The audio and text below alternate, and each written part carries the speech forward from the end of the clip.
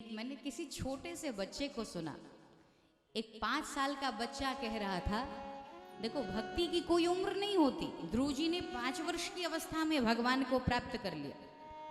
प्रहलाद जी ने छोटी सी आयु में ही ईश्वर को प्राप्त कर लिया।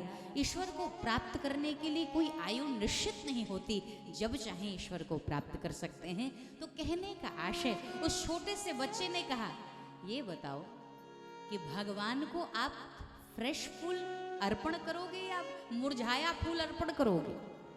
तो भगवान को तो आप ताजा फूल चढ़ाते हो।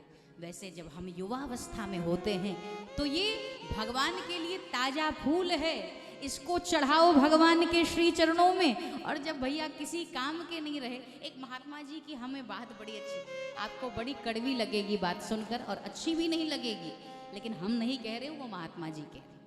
तो एक महात्मा जी के यहाँ एक बूढ़े आदमी पहुंचे।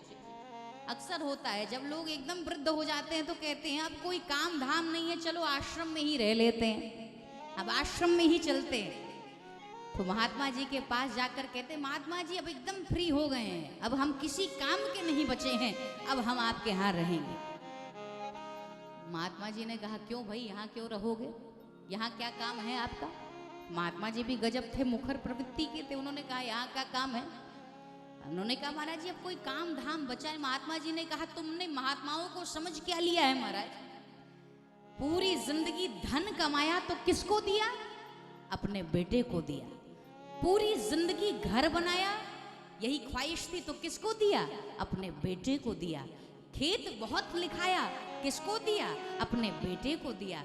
विवाह किया बेटे का और धन संपत्ति इत्यादि अपने बहू के लिए ले आए, किसके लिए लाए? बहू को दिया, बेटे को दिया।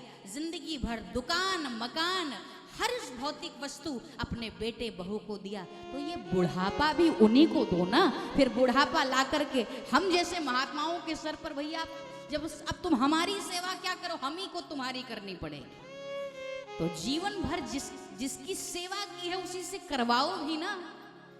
लेकिन दुनिया बड़ी विचित्र है। पूरी जिंदगी जिस घर परिवार के पीछे परेशान होते हैं, जब वृद्धावस्था आती है तो वही बेटे बेटी, वही उसी के लिए माता पिता सबसे दुखद चीज हो जाती।